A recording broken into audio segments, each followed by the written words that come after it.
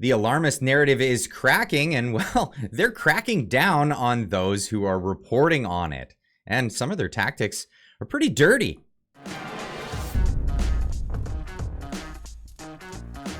Now, before we get into today's report, I want to do a land acknowledgement. I am reporting on the lands once occupied by dinosaurs. That's correct. These majestic creatures used to roam these lands. And since we're doing acknowledgements, why don't we go all the way back? Now, moving on to the story. The United Nations has declared that we are no longer in the era of global warming. No, we are in the era of global boiling. That's correct. And while most of us have been waiting for that boiling to happen and pointing out the fact that, well, it hasn't happened yet, and we are, well, putting ourselves into poverty with a lot of these new measures that the government has been taking to avoid this catastrophe that's been declared. Anyone who's commenting on it is now the target of the Center for Countering Digital Hate. That's right. I made the list. What do you know? What do you know? I've made the list on this new thing. And I gotta say, I'm actually kind of proud of this, considering it is a short list and I'm on the list with, you know, the people like Joe Rogan, Tim Pool, John Stossel, Jordan Peterson, and of course, Viva Fry, great friend of the channel, and we're all on this list. Now, what are they getting at? They're likening us to people who deny bad things that happened during World War II. That's the whole idea of saying it as a climate denial. Now, things are happening to the climate. Things have been happening to the climate for thousands, millions, hundreds of millions of years on Earth, and nobody's denying any of this stuff. But a lot of people are saying, well, is the alarmism adequate for what the measures that we're actually doing? Are we really doing the right thing for the severity of what's happening? Now, the tactics of these individuals at the Center for Countering Digital Hate, the whole point of this is to try to, of course, demonetize people out there that are speaking against their opinion of this. Now, my opinion is that perhaps the government measures that our current government are doing are overboard, and they're not really helping to contribute to the situation. And largely, what we're doing is we're actually impoverishing people. Now, if you don't want to see channels like this be demonetized as they're targeting us here, well, you can always support the channels like this with this t-shirt that I've put out, this ecological, not environmental. As you know, I am very concerned about the environment. I care about it quite a lot, and I speak largely to this on the channel, despite what you might hear from this particular group. But an emphasis on the logical, not the mental. Let's be serious about this, and let's not bring people into poverty, because, well, as we know and as we've seen across the world, people don't really care about the environment when they're just trying to survive. We need to make sure that people are wealthy enough to actually even care about the environment. But, you know, these are tactics from the Center for Countering Digital Hate, which is, of course, a registered 501c charity in the United States. We'll have to check with legal to see if what they're doing actually falls under those categories. But let's move on. This is some of the rhetoric coming from this group in one of their publications here. The three major families in the new denial are that climate solutions won't work, that the impacts of global warming are beneficial or harmless, or that the climate science and the climate movement are unreliable. Because let's be absolutely frank about this. This has never been a debate about the science. This has been a debate between scientists and those who want to stop action being taken on climate change, because that would destroy the oil and gas industry.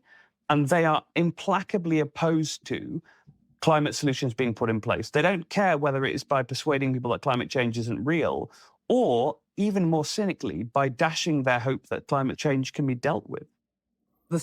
So it's an interesting situation here as we're dealing with these climate uncertainty, whatever you want to call it.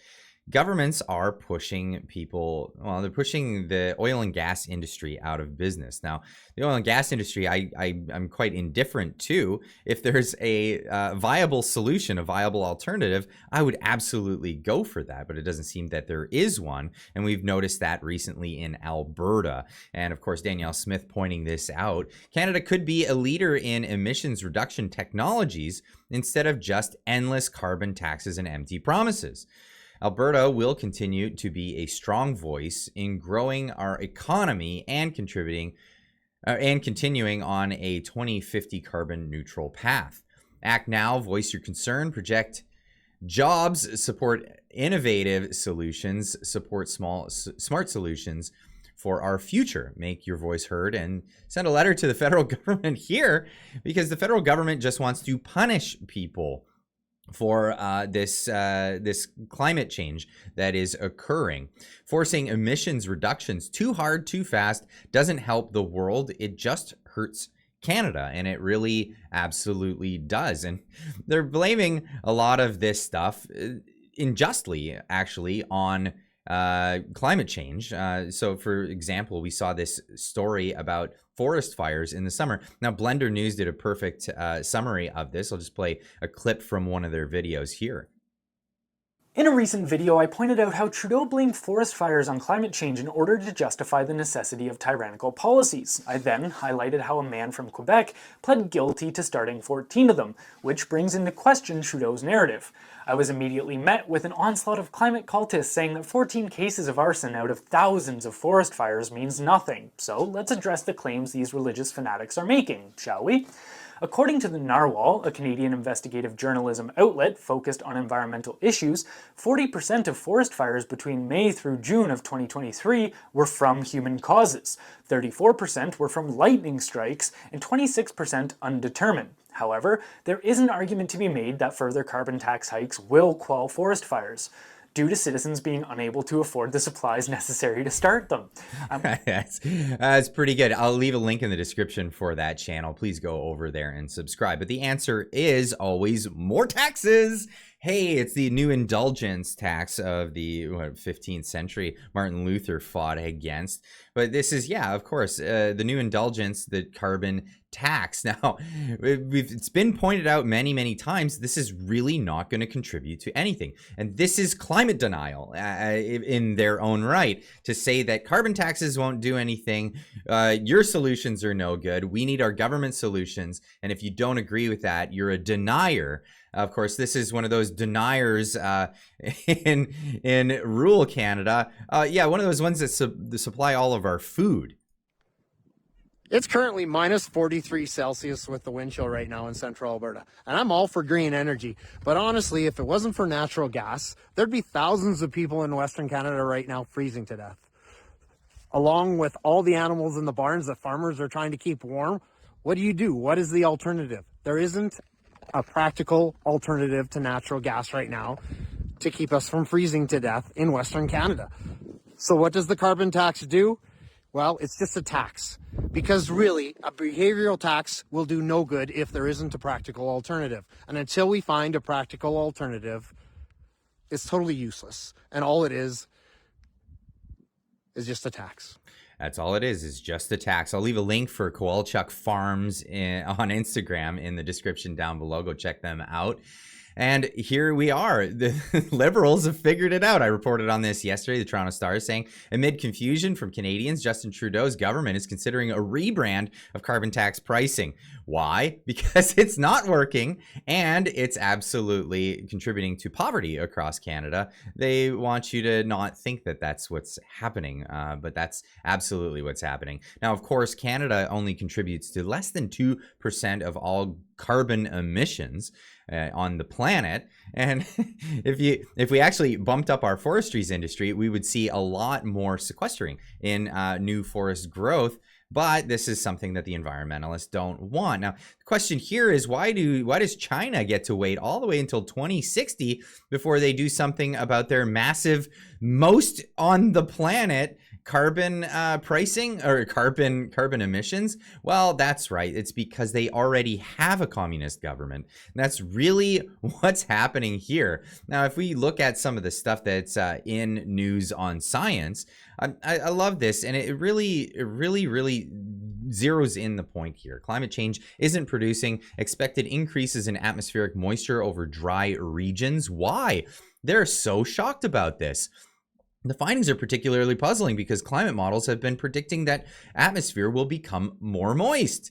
Even over dry regions, the atmosphere is drier than anticipated. Arid and semi-arid regions may be even more vulnerable to future wildfires, extreme heat, and than projected. The authors of the new study, led by U.S. National Science Foundation National Center for Atmospheric Research, are uncertain what's causing the discrepancy. The impacts could be potentially severe, said the Isla Simpson, lead author of the study. This is a global problem and something that is completely unexpected given our climate model results. Well, maybe the models are wrong, and maybe you're misinterpreting the data is what is happening here. Here is the 2022 edition of Corrupted Climate Stations. And this is a great indicator of, I mean, I'm a mechanic. If somebody's car is overheating, I don't blame the weather. I blame perhaps the instruments for either measuring it or the system itself for malfunctioning. Now, what we have here is malfunctioning data points, because in this study, it shows how many different places where we have temperature probes that are giving us our data on how warm it's getting right next to hot walls, directly in the sun, perhaps next to air conditioners, perhaps next to other things. I'll leave a link in the description down below. You can check out the study for yourself. But this is why largely people are growing impatient with the narrative that's been going on, largely impatient with it, because poverty is not the answer. Bringing us poverty and getting rid of what we know actually generates wealth and generates, a decent living for a nation are being stripped from us. And what is the main goal there? Well, that is to be seen. Anyway, we'll leave that with you. Leave a comment in the comment section down below. Let me know what you think of all of this. And of course, we'll see you in the next one. Keep on trucking.